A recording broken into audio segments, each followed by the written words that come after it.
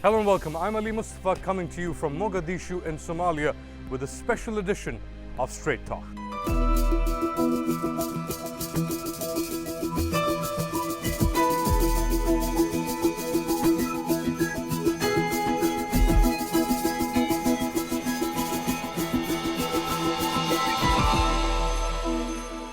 For nearly 30 years, Somalia has endured every imaginable hardship, from war and famine to terror attacks like the one last October, not far from where I'm standing, in which more than 500 people were killed. This breakdown of society was decades in the making. It's the story of Somalia as told through Binti Omar Gal.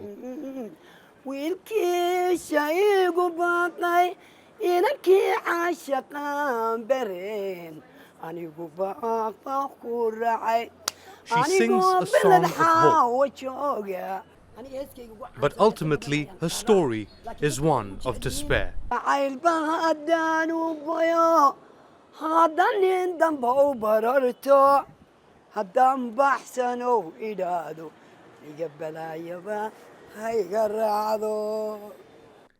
Binti is one of Somalia's most famous singers.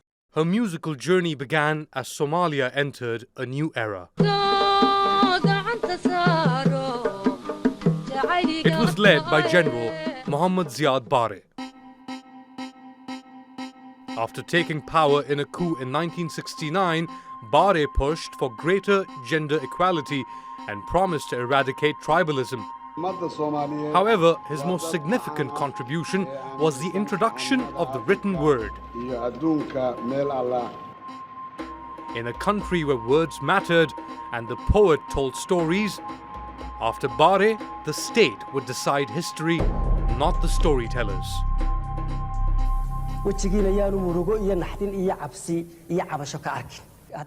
Despite this, Somalia's oral tradition survived, preserved by philosophers like Hadrawi. He gave words new meaning, challenging the status quo. The state, Hadrawi said, could not erase the past by deleting words.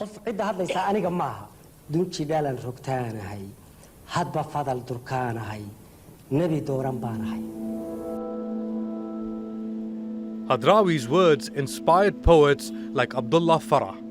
He says poems were the only way for people to understand the world around them. People who do not accept the man who speaks the truth are people who are already fragmented by conflict and internal fighting.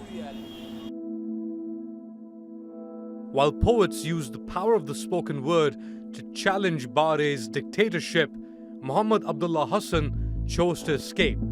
He fled Somalia in 1979. When he returned 35 years later, he says he was surprised with what he saw. When I returned back to Somalia, I never expected the country to be in this state. I knew Mogadishu very well and I used to live and work here. It was much different than it is today. While some people managed to escape the violence, others found their escape in this, khat. The leaf is said to be mildly narcotic. While it provides some escape for some people, it became a critical source of revenue for the Al-Shabaab terror group. Al-Shabaab in Arabic means the youth. It grew from the ashes of the now defunct Union of Islamic Courts movement, which briefly controlled Mogadishu in 2006 when Ethiopian forces drove it out. While some Somalis oppose the Islamic Court's practices based on a strict interpretation of law, others say the courts brought stability after years of civil war. It was 6 months. It was peaceful. People were trying to integrate because, before the 6 months, the city was divided to different clan groups. After the Union of Islamic Courts, Somalia once again descended into chaos, with Ethiopian forces accused of widespread abuse and murder. It is unclear how many people were killed during that time, but estimates run in the tens of thousands. Salado lost her husband to the conflict. She now struggles to provide for her 7 children, including daughters Safiya and Hawa. Since my husband's death, I've been the only breadwinner for my children. It was a terrible event for my children that they lost their father, but I'm hardly managing to find food every day. An estimated 500,000 people have been killed in Somalia since 1991. Al-Shabaab has been responsible for thousands of these deaths and is still active in parts of Somalia. The group's ties to the country's complicated tribal structures has a lot to do with how it has survived international intervention. I asked the spokesperson of the Hawiye Tribal Council, Somalia's largest tribe, about how tribal affiliations had protected Al-Shabaab despite its violence.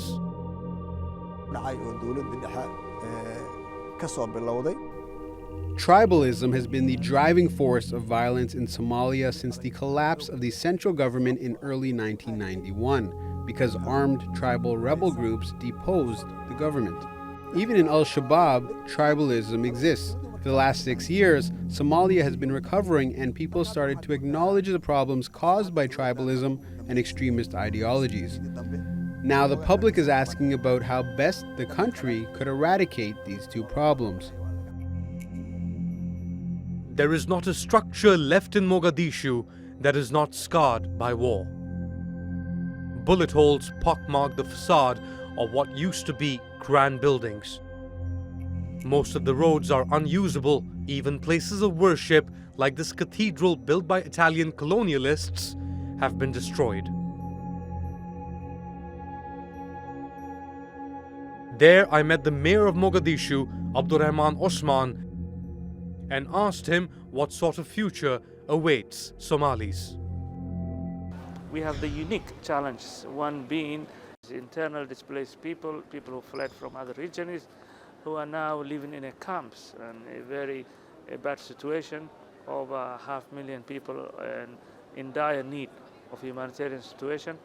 And having said this, now we are doing everything we can, from good governance, from delivering services, from trying to convince people to pay taxes so that we can provide basic services.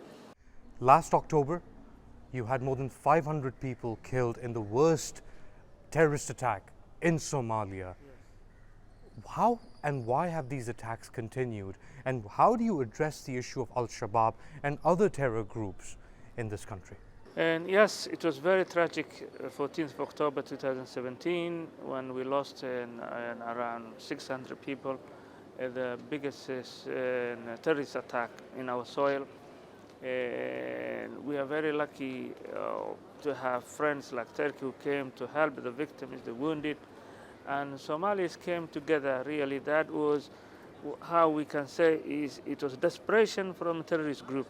The physical scars are easier to repair. Buildings like this can be rebuilt. What about the emotional and psychological trauma that the Somali people have suffered? Absolutely. This is the key, and this is the things that outsiders difficult to understand.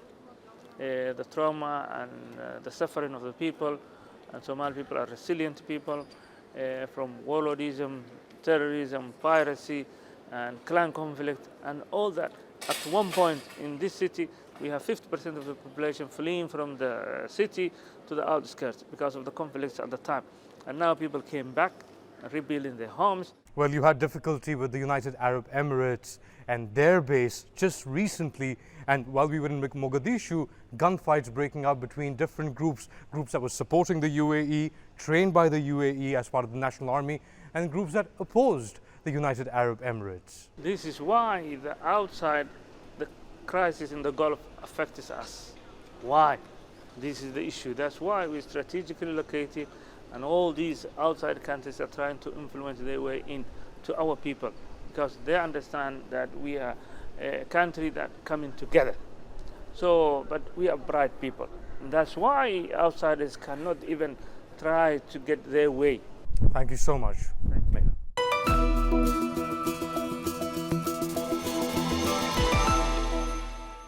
These men behind me are symbols of the breakdown of the Somali state.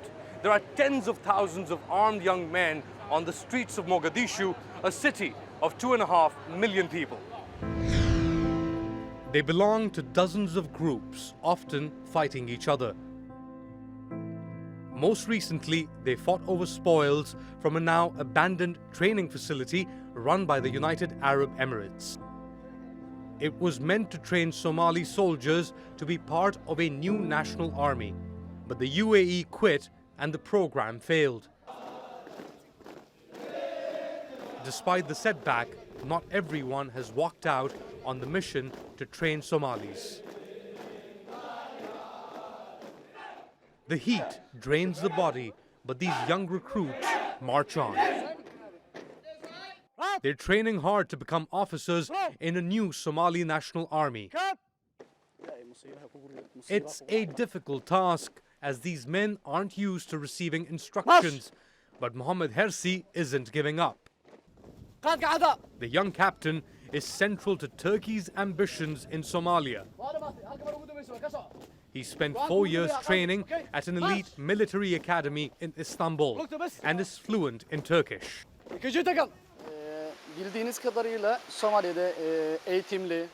As far as we know, there are many countries that are trying to help us, but the Turks did not just come to help, they came for brotherhood. Back at the barracks, the officer cadets get regular classes in history and math. There's a special focus on education, but also time for other things. Somalian military school gives us education on many different fields. On the military field with shooting and tactic classes, on the academic field with science classes like mathematics, physics. There is little margin for error. Failure here would not just hurt Turkey's ambitions in creating a national army in Somalia, it could damage Somalia's latest attempt to create a functioning state. Standing behind me are fresh Somali recruits who are being trained by the Turkish military. These will be the next generation of Somali officers who will lead the fight to bring security to a war-torn country.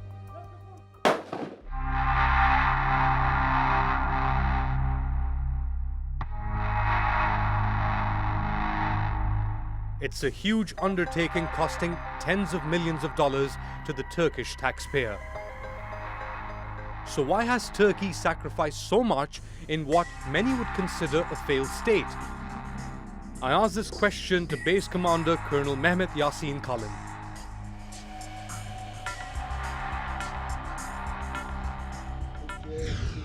Turkey's military presence here is according to a bilateral agreement between the two countries. Our aim is to help restructure the Somali army and provide them with training and armaments. What the Somali armed forces need most is discipline. They have been in a civil war for 30 years. Their military system is not functioning. The main reason is a lack of discipline. Armies are built on discipline, and we are here to provide that. Now, what is Turkey's long-term plan? Are you going to hand over this base to the Somalis, or will this be a permanent Turkish outpost in Africa?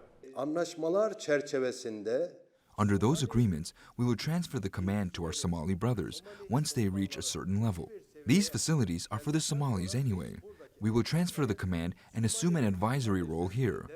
I hope they will reach this level as soon as possible and start training their armies themselves.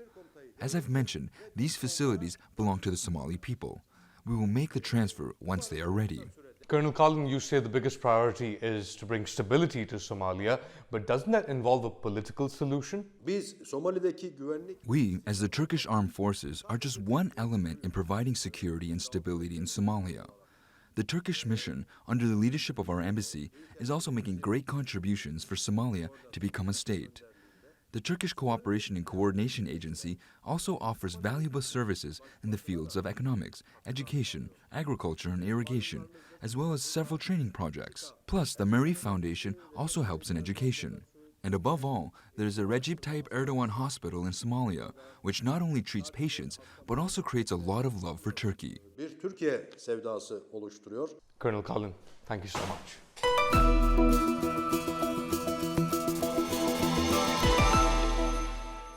Now, security is just one front where Turkey is looking to pass down experience to Somalians. The country's public health sector is another area where Turkey is trying to help as Courtney Keeley explains. Somalia, the land of the poets and a multicultural crossroads carved up into colonies by France, Italy, and the UK. It has the largest coastline in Africa, and its capital, Mogadishu, is known to locals as Hamar, which comes from the Arabic word Ahmar, or red for the color of its coastal soil. A 3-year drought has claimed thousands of lives, and the country is once again on the brink of famine. And what we're seeing is many people facing really critical either health issues, food shortages, and with the lack of shelter, you can imagine the plight of people.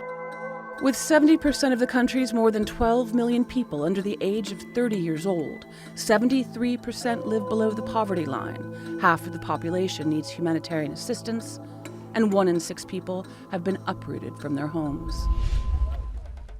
Al-Qaeda-linked Al-Shabaab militants still control parts of the south and frequently carry out attacks in and around the capital. The fragile Western-backed Somali government has few emergency services and resources. Amin, the only ambulance service in Mogadishu, is privately run. This Turkish-run hospital, named after President Recep Tayyip Erdogan, is one of the only hospitals in Mogadishu since the recent closure of the UAE's Sheikh Zayed Hospital that offers free in- and outpatient treatment to Somalis who can't afford to pay. It also has a neonatal unit and a pediatric wing. The problems are the result of the collapse of the state, and that lead to women becoming the most vulnerable group. This situation has created an environment in which women struggle to give birth. As a result, there's a high infant mortality rate, and the women are suffering. 1 out of every 12 Somali women dies due to pregnancy-related causes. According to UNICEF, 1 out of every 7 Somali children dies before seeing his or her 5th birthday. Although Somalia is recovering and some medical facilities are being rebuilt, Somali women still face a lack of medical care because the majority can't afford to pay, and some of the women in rural areas suffer and die before they reach a hospital. After more than a quarter century of debilitating conflict, it's a state and a city decimated, still on its knees, but fighting to get back on its feet. Courtney Keeley, Strait Talk.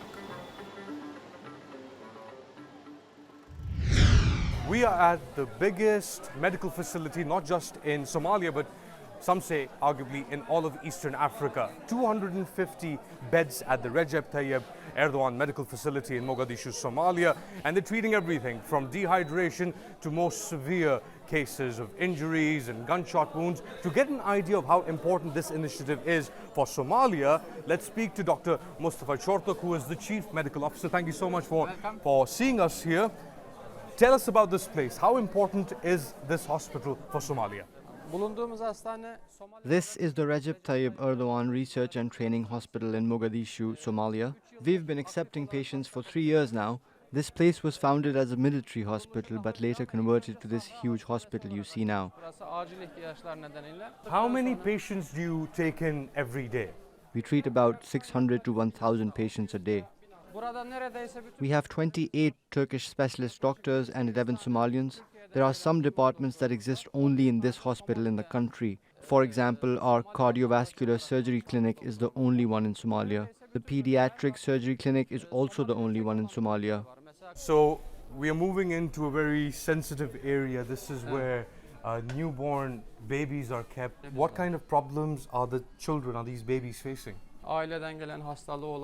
They could have genetic disorders, cardiothoracic problems, infections, or trauma, but mostly we see cases of infection.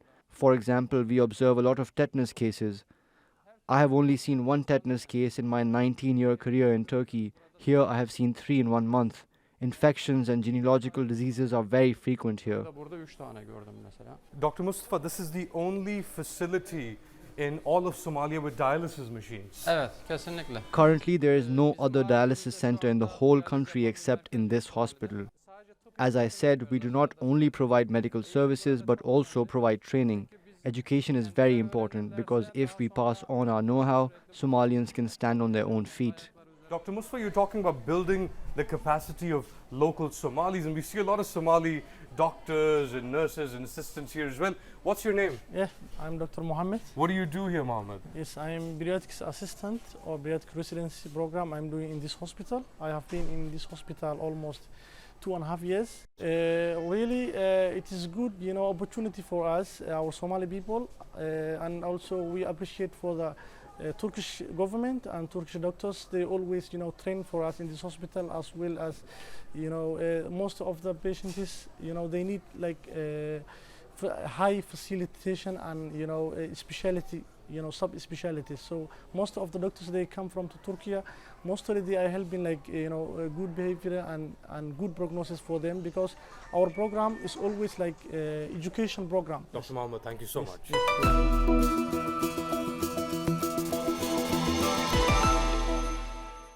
A military training facility and Somalia's largest hospital are part of Turkey's so-called development model. I sat down with Turkey's ambassador to Somalia, Olgan Bekar, and asked him why Turkey was so invested in Somalia. It's very simple. We don't have any hidden agenda and a strategic target. Our aim is to help our Somali brothers and sisters so that they can able to build the state and structures again, and then also to have a normal life. That's our vision. Do you think the tensions in the Gulf between the UAE and Qatar, Saudi Arabia, UAE and Qatar and Turkey backing Qatar, are they playing out in some way in Somalia? I think we all acknowledge that Somalia is a very weak position, and then our brothers, Somali brothers, need to have everybody, including UAE, including Turkey, including USA, UK, and other. All of them should carry out projects here, and then their engagement, of course, would be in a constructive way. Turkey has taken a dual approach. On the one hand, it is training Somali National Army recruits and officers. On the other hand, it's also investing in setting up medical facilities. In fact, the largest hospital now in Somalia has been set up by the Turks. Yeah, that's the Turkish model. Now, from the very beginning, we are implementing this kind of model, and then we have been pursuing a very comprehensive approach in Somalia. I think the security sector is one of the pillars, like the humanitarian assistance, like the carrying out some development projects and some investment. I think only after realizing such kind of comprehensive approach on the ground, we can be successful. 500,000 internally displaced Somalis are now living in tents in Mogadishu, still living in tents. There's a famine in this country. The mayor of Mogadishu asked us to ask you to do more. What more can Turkey do? I think I agree with our brother mayor, and we share his concern about IDPs living around Mogadishu. I think, of course, we should be indifferent to the conditions of IDPs. And then we sent already messages to Ankara, and then personally I am trying to encourage our NGOs and the other institutions so that they can help the Somali IDPs surrounding Mogadishu. Can Turkey hope to extend its outreach in helping Eastern African countries rebuild along the lines that it has in Somalia? Of course, Somalia is a very well-known model for other countries in the continent. They are following very closely what we carry out in Somalia. They appreciate our engagement, and then... So this model can be replicated elsewhere, and Turkey would be willing to do so? Of course. But concerning U.S. presence in the Horn of Africa, I think U.S. is a vital partner in our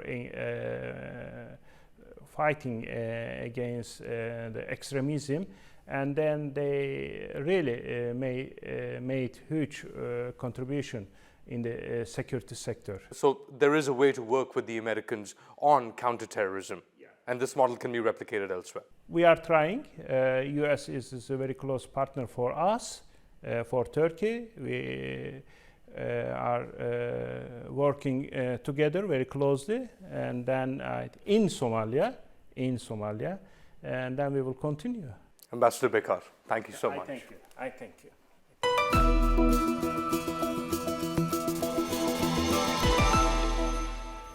And that's all for this special edition of Straight Talk from Mogadishu, Somalia. If you've got any comments or suggestions, do share them with us on Twitter at #StraightTalk. Also, don't forget to subscribe to our YouTube channel. Until next time, take care and goodbye.